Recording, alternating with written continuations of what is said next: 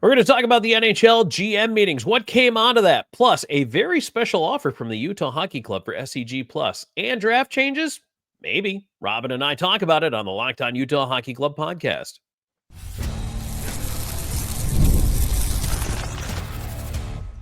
You are Locked On Utah Hockey Club, your daily podcast on the Utah Hockey Club, part of the Locked On Podcast Network, your team every day.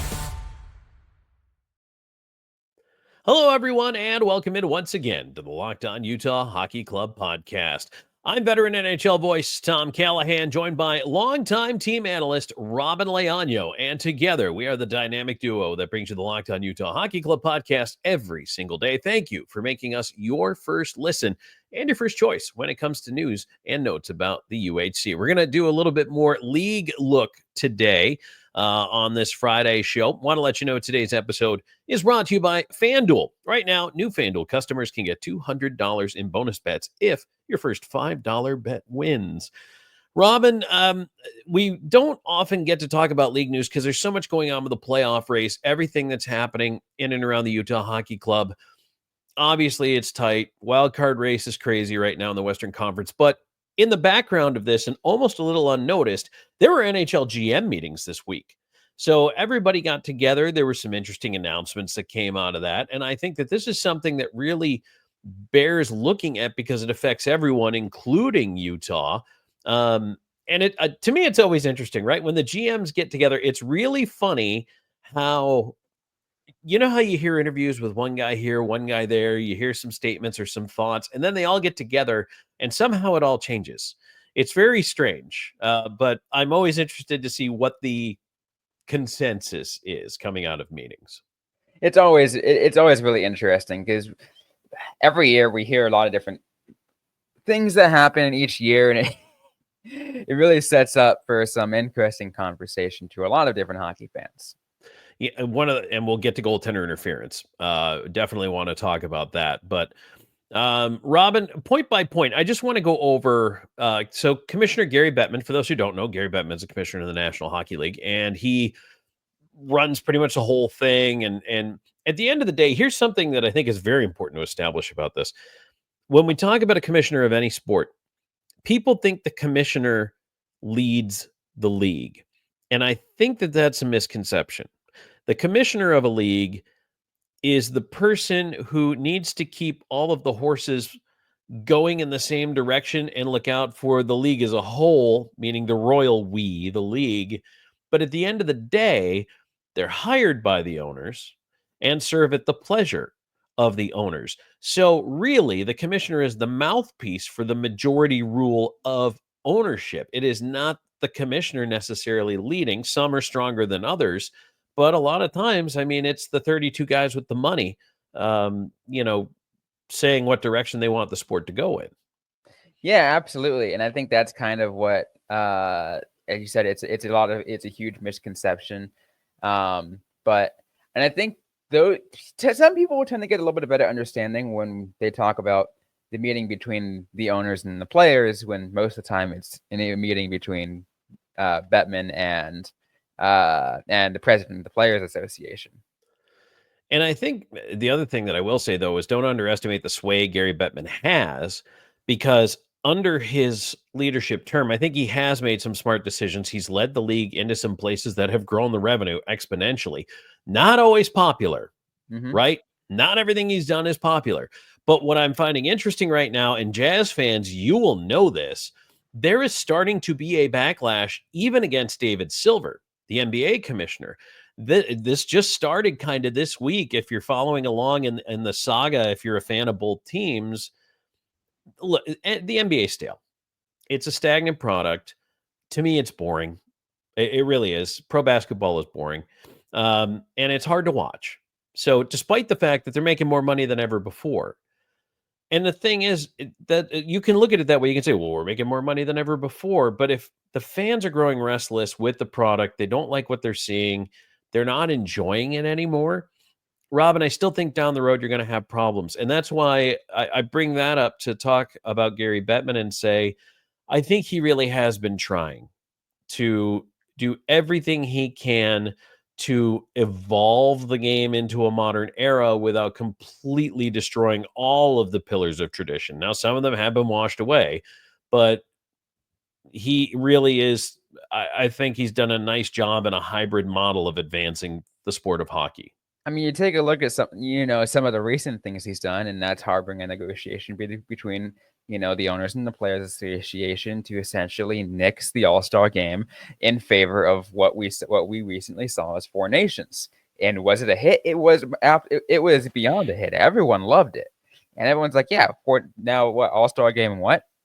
Like, now, well, and that's a nice segue. Let's get right into the first point of what was said by Gary Bettman at the league meetings. Four Nations face-off raised the bar for future All-Star games. It was an overwhelming success for the league, but now there's pressure on the league to keep it going, right? They've already scheduled an All-Star game for next season because that's going to be hosted by the Islanders at UBS Arena. But here's the interesting thing. What Bettman said was that we're not sure what that's going to look like yet. So they're open to maybe altering whatever the Islanders hosted All-Star game looks like. Could it be a mini tournament? Could it be, do we go back to 3-on-3, but it's a different division of players? So I guess the league is open at looking at that. And so for a one-game spectacle, I'm actually curious how it would turn out. How do you do that? Yeah. How do you do that? What if you played a mini Four Nations with 3-on-3 from those Four Nations that we had last year as opposed to divisions? And how would that the thought process I'm having, Tom, is how would that interact with Winter Olympics? Well, so it's just 2 days. It's the day before, which would be generally their skills day and their fan fest day, and then the day of the game, and that's it. So they said there's an All-Star game, and I don't know how it's going to interact with the Olympics, Robyn. It's a great point, but it would also be a shame if they decided for the second straight year to kind of snub players not from those Four Nations, unless you wanted to create like a Team Europe North and a Team Europe South or something like that. I don't know. Team World. I mean, an idea was brought to my attention. Like, would it be really interesting? And that would be if, this is a huge if, because this is also all things considering the things that you see what's going on over in Eastern Europe, but essentially it would be like a deal with the NHL and the KHL, like an all-star that way, an NHL all-star versus the KHL all-star or something. To me, I think that would be something that would interest me in some ways. It would be interesting in a lot of ways, I think, to watch.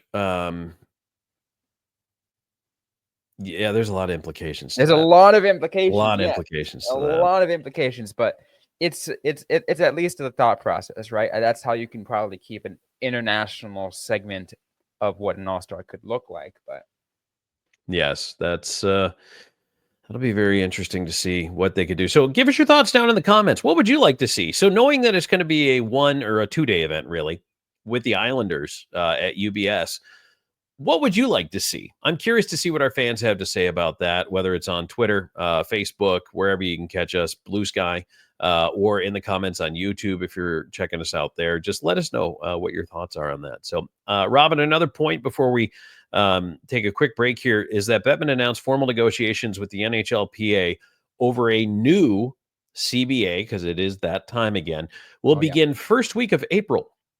So roughly 10, 11 days from now. The current agreement will expire in September of 2026. So not this year, next year. They're a year and a half ahead of time on this. And of course, Bettman is optimistic, saying, I hope they go quickly, quietly, and painlessly. We all know they probably will not. But this is proactivity at its finest, I think, to try to start talks a year and a half in advance. I mean, what the NHL is trying to do, Tom, as best they can, and the Players Association as best they can, is try to avoid another lockout. We don't want to see like a 2005 happen all over again, or 2004, and you don't want to see 2000? What year was that? 13, 14? The year you had half a season because of the lockout. Sometime in the early 2010s. Yeah, well, and here's the thing: is we basically do this once a decade, right? So we did it then. We did it for the 04-05 season 20 years ago. Let's not make this a pattern. Every 10 years, we decide to lock it out. Let's knock that off. Yeah, and that's why I'm glad they're getting some proactivity there, right? Because that's going to at least give them a head start. What is that, like 15 months to figure something out. Hopefully they do. Hopefully they figure it out well before then, and they can hammer out a framework and extend it, and we can all just relax on that. So, all right, we're going to talk about $1 SEG Plus that was announced, and you know what? I'll tell you what I'm going to do about that. I have an interesting idea based around that, and potential draft changes coming, as well as wrapping up these NHL GMs meetings here in just a moment. Did you know getting a good night's sleep is the #1 recipe for long-term success in life?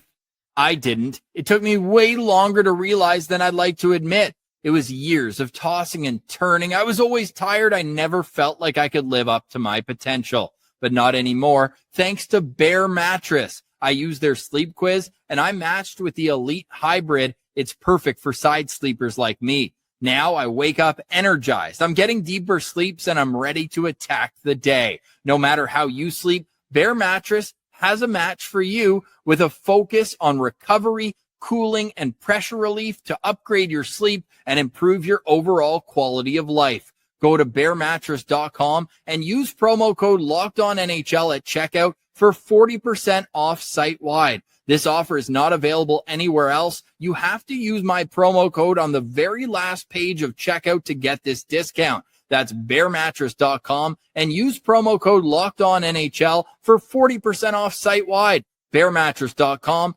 promo code LOCKEDONNHL. And today's show is also brought to you in part by the Salt Lake Bees. The Salt Lake Bees have a brand new hive. Experience the thrill of America's favorite pastime at the ballpark at America First Square in downtown Daybreak. Opening day is Tuesday, April 8th. Come kick off the season with giveaways, family fun, and professional baseball in an all-new setting. This season, the Bees are bringing more than just baseball. They're bringing unforgettable experiences for every type of fan, including firework and drone nights that light up the sky all season long. Bark in the Park. Bring your dog to the game for 9 special games. Themed events like Superman Night and Cowboy Weekend. Sunday brunch at the ballpark every Sunday home game, plus 3 abejas nights celebrating culture and community. Single game tickets are on sale now. Visit slbs.com for tickets and the full season schedule with wallet-friendly pricing, premium seating, and family zones. There's a seat for every fan at the ballpark at America First Square. Visit slbs.com and join the Bees this season.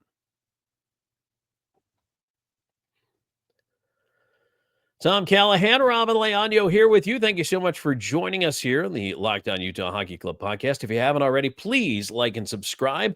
Not only do we talk a lot about the Utah Hockey Club, but as we're doing on this particular episode, we're taking a little step back to look at the league GM meetings. Also going to tell you about the $1 offer for SEG Plus and how you can take advantage of that. And will the NHL draft change? Well, that will be on the table as well here. But Robyn, a couple of things to talk about when it comes to the start date for next season. We now know that the NHL will drop the puck on October 7th. No other information. Of course, they've already announced some of the European and outdoor games, but October 7th, it's about right for a start date for the season next year. And so, folks, if you're making your vacation plans and you want to make sure you're around for Utah Hockey Club or whatever they're called by then, it's opening night. Utah likely to open that weekend of October 7th, or week of October 7th, I guess. Hey, that's a good. That's good to get your plan. And maybe you want to do a opening day road trip tour if they start on the road, which has happened. You know, a lot of teams start on the road, of course. I'd like to do that, depending on where it goes, where they start. I'd like to see some fans really kind of get into the, Utah travels well conversation. I would love to see that start to happen. So I think it'll pick up too. I really think it'll pick up. Here's the other thing. When this team opens at home next year, that's going to be the debut probably. And so this is why I think they might open at home. It'll be the debut of the brand new logo. I don't know if they'll change the colors. and the team name and everything like that. I think there'll be a tremendous buzz around that. So that is something to look forward to. I think that'd be an awesome night down at Delta Center. Oh yeah, seeing like at that point, maybe everyone already has new shirts, new other or whatever kind of gear they want. Maybe not jerseys quite yet, but we don't know. Robyn, this one, I have my eye on this for the GM meetings. This point, no changes to overtime or the playoff format. Now, we've heard this one a lot, and this is another, hey, if you want to drop us comments below or you want to reach out to us on social media to let us know your thoughts, because Robyn, we've heard extending overtime to 10 minutes. We've heard getting rid of the shootout. We have, and playoff formats, just make it top 8 all the way around. No wild cards, no division swings, none of this stuff. Who cares? If you have, one team from one division and 7 from the other that make it, so be it. There's a lot of thoughts on what people would like to see happen. None of that is going to change, at least not for now. Yeah, I know there's a lot of conversation about that. Like, I feel like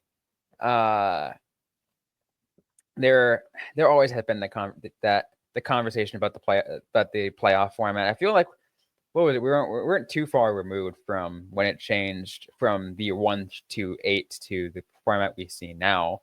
Even the 1-8 then, I think it was just division winners, and then the rest were at large. Yeah, and at this point, one wild card team can become a swing team. So the max you can have out of a division making it is 5, and if they do, they basically end up as the 4 seed in the other division. So, for instance, let's say Utah sneaks in, gets that wild card spot, but it's also Minnesota in front of them. That's 5 teams from the Central. Well, because Utah's the lowest ranked one and only 3 made it from the Pacific, Utah then becomes the de facto 4th seed in the Pacific and would play Vegas as of the standings right now in the first round. So just that's how it's been going. Some people find it confusing. Some people think it's just fine. Robyn, would you change the playoff format? I mean, I've been a proponent on changing it to what it was before. I mean, because I feel like it's just, to me, I think just it's just a conference versus conference. It's the best 8 teams on each side. I mean, yeah, obviously the division winners do get a piece, but outside of that, like, there isn't a whole lot to it. Yeah, I mean, you could argue for top 8 overall. And again, if you have a lopsided amount from one division, so be it. And at the end of the day, you're still going to see the same, like roughly the same 8 teams in there. But what the difference is going to be is we're going to see a change in how it's going to look, right? Instead of, as you mentioned, the division, top team in the division versus a wild card and go that way. It's just straight up top team in the conference versus the lowest, and then go from there. Now, I know that the wild card is to add intrigue and excitement for teams down the stretch, much like we're talking about here with Utah, and we have been. And it does add intrigue, I think. Would you ever consider expanding to a 1-game play-in between an 8 and a 9 seed to steal a little college basketball idea? It's an interesting thing, and I'm glad you mentioned college basketball, because to me, actually, that wasn't the thought process that came to my head when you mentioned it. To me, I instantly went into my head was baseball. The MLB does their 1-game play-in if there happens to be ties and whatever. And that's the only scenario I would see it if there's, like, as a way of tiebreaker. I know we have regulation wins and row and all that kind of stuff, but I would like to see it just implement if you have the same points, the same exact points, and let's just say happens to be even the same record, right? Let's say you end up the same amount of wins, loss, and overtime losses. Why not go for a 1-game playoff, but a 1-game play-in to the playoffs? But other than that, I don't see a whole lot of use for it, because it takes a lot to win already as it is. You have to win. Those 4 rounds is incredible. It's the toughest trophy to win the Stanley Cup. Well, that's why I would only make it 1 game if that were even a thing. So again, if you want to let us know in the comments what your thoughts are, fire away. We're all ears. And I don't know that there's a perfect format no matter what, but it's fun to tinker with. why not? So, all right, Robyn, a couple other things I want to get to, including I want to tell folks about this $1 SEG Plus offer, and we will do that in just a moment. And today's episode is brought to you by 5 Hour Energy. Daylight savings has snuck up on us again, and if you're feeling that lost hour of sleep, 5 Hour Energy has your back. That extra sunshine means there's more time for fun, but sometimes you just need a little boost to power through. Whether you're staying up late watching the NCAA tournament, squeezing in a round of golf after work, or just trying to keep up with your busy day, 5 Hour Energy gives you the quick, refreshing pick-me-up whenever you need it. I know for someone like me, I work 3 jobs. I never really feel like I have the energy to last myself the entire day. Something like 5 Hour Energy absolutely will help me it's easy to grab and it's easy to help me feeling refreshed to last me through the rest of the day. Head to 5hourenergy.com and to find over 15 flavors to choose from, including watermelon, blue raspberry, and peach mango. You can even build your own 12-pack or 24-pack delivered right to your door. Need one now? Grab a 5 Hour Energy shot at your local grocery or convenience store. They are absolutely everywhere. Stock up today and stay energized. The NCAA tournament is here, and so is the Bracket Breakdown. Locked On Podcast Network and Amazon Fire TV channels are teaming up to deliver NCAA tournament coverage like never before. Watch studio shows featuring former players and Locked On's local experts as they guide you through every upset, buzzer beater, and bracket matchup. Stream it all for free on Amazon Fire TV channel. Search Bracket Breakdown to see it all for free. It's your team every day.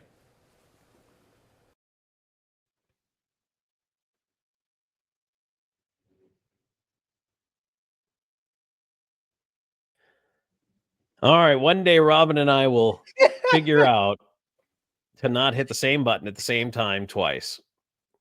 But until that day comes, welcome back to the Locked On Utah Hockey Club podcast. Tom Callahan, Robyn Leaño here with you. And as we are in the final segment here, want to remind you to share the show with your friends if you like what you hear, if you enjoy it. Love talking about the league, the issues, the team. It's an awful lot of fun, but it's even more fun when you get more folks following along with us. So, Robyn, 2 things in this segment. Want to talk about the $1 SEG Plus offer that is out there. And so I have decided, because I don't have it. I have ESPN Plus. So that's how I've been following, the games when I'm needing to watch them or stream them or whatever the case may be, if I'm traveling or what have you for work. So here's what the Smith Group is offering for the rest of the regular season and potentially first round of the playoffs. And this needs to be explained because the reason it's only the first round of the playoffs is because that's all the local TV stations can do, the local broadcasts. So if Utah gets into the first round, local TV, I think, can do 6 of the potential 7 games or 5 of the potential 7. And the other ones would be national. And their coverage ends there because once you get to the next round, everything is national. Mm-hmm. So that's why this is laid out the way it is. But so here's what it is. It's a limited time offer. It's only till March 31st at midnight. Go to segplus.com and it's $1 until roughly the middle of May. So this is interesting. So you get the remaining 14 regular season games and that first round of the Stanley Cup. And here's the other thing that's interesting. So it's open to fans across Utah, along with 6 neighboring states, to invite you to tune in. So if you're surrounding Utah, this offer applies to you as well. The push for the playoffs package. So in addition to the live games, and this is what I'm interested in, and I'm going to give you guys a full report and a full breakdown on this. I already purchased it. I spent my $1. I'm going to see what else is there, and I'm going to tell you about it. The subscription includes access to video-on-demand content, game replays, game-specific alternative broadcasts like the Nashcast, and other engaging behind-the-scenes content. So that is why I wanted to jump on and see what it did. So it's interesting. So the states that are able to apply: Utah, Arizona, Idaho, Montana, New Mexico, Wyoming, and parts of Nevada. So I think it's interesting, Robyn. I'm going to take the plunge and I'm going to give some feedback. And I know you have spent some time on the platform already. I imagine $1's got to be worth it, right? For the rest of the year? Oh, absolutely. Yeah, I think $1 certainly is worth it to get everything you get on there. being able to access, I mean, if you're within all those, all the states that Tom had mentioned, being able to access watching the games live is so much easier rather than wondering what channel they're on, especially if, and I'll say this right now, as someone that lives in Arizona still, having to deal with the blackouts because the Golden Knights and the Avalanche also want the TV rights here in this state. So Yes. sometimes I don't get the local channel and I'm still blacked out. I can't watch it elsewhere. I can't do it on ESPN Plus.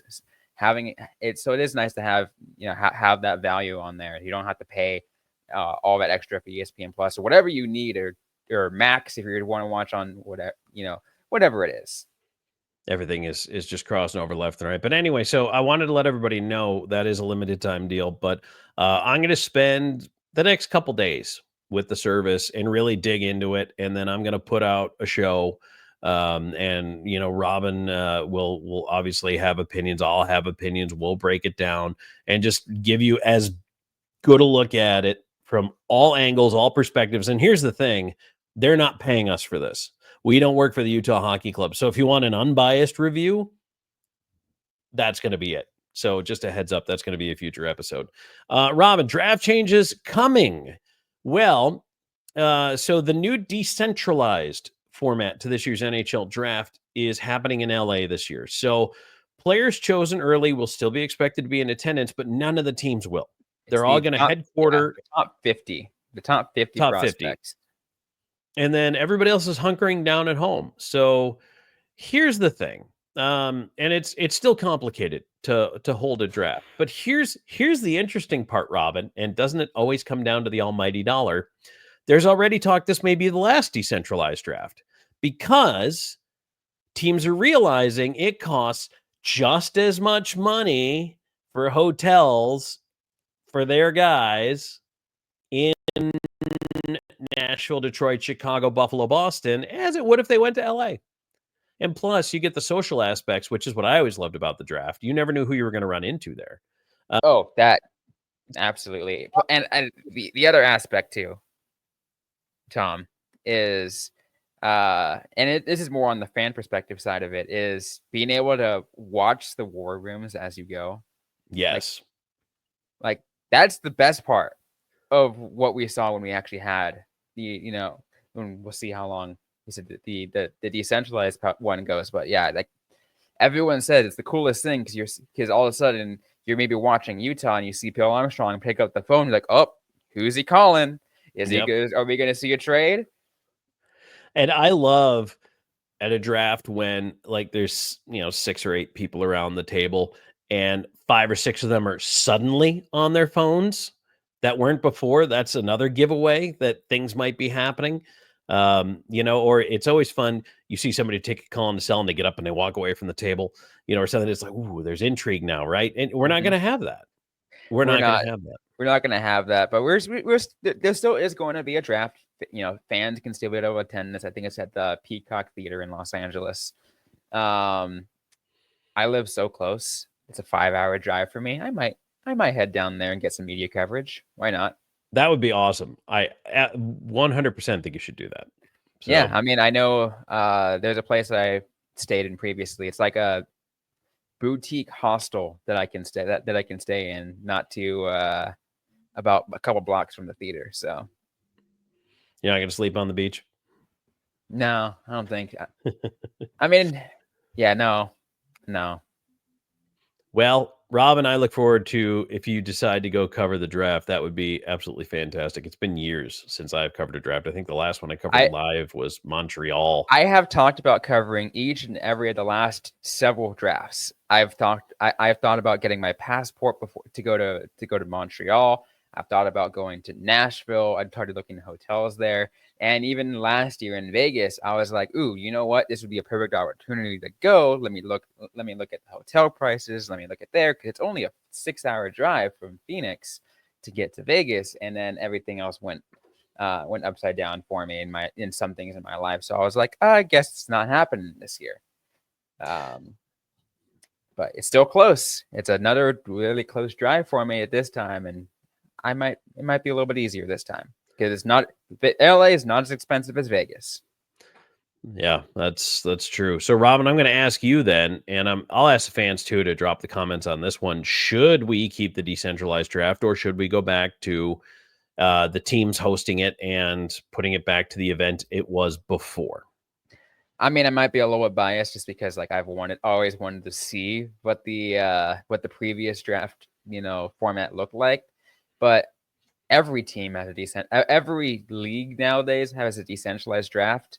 I still need to get the experience. I need to figure out what I need to experience it to really give you a true opinion. Well, I think I would absolutely vote for going back to teams hosting and having an event based around the draft. I mean, I don't think it's even close. There are some really cool factors about it. Like, I think it's one of the coolest things ever. Yeah. Yeah, it is. And it's a fun fan event. It really is.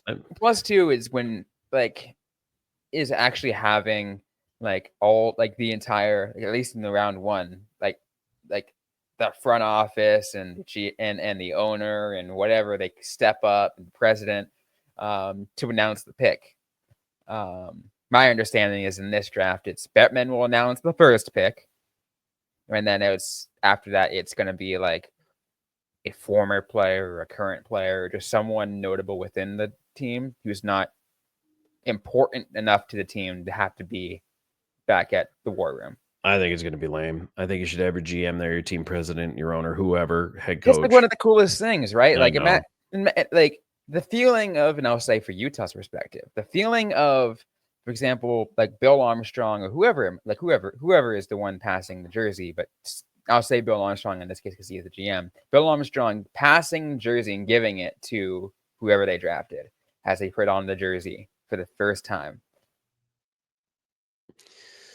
It'll be different for this draft class. Let's just say that it'll be different. But yeah, I would like to see him go back to the old ways. So, Robyn, anything else you want to tack on here as we take a look back at everything that came out of the GMs meetings? Anything that grabbed you in particular that you thought is going to be a big talking point coming up here? No, I feel like we laid it out pretty well here today. They did talk about goaltender interference, by the way, but that's a whole nother show. We are not starting that conversation now. That's a rabbit hole.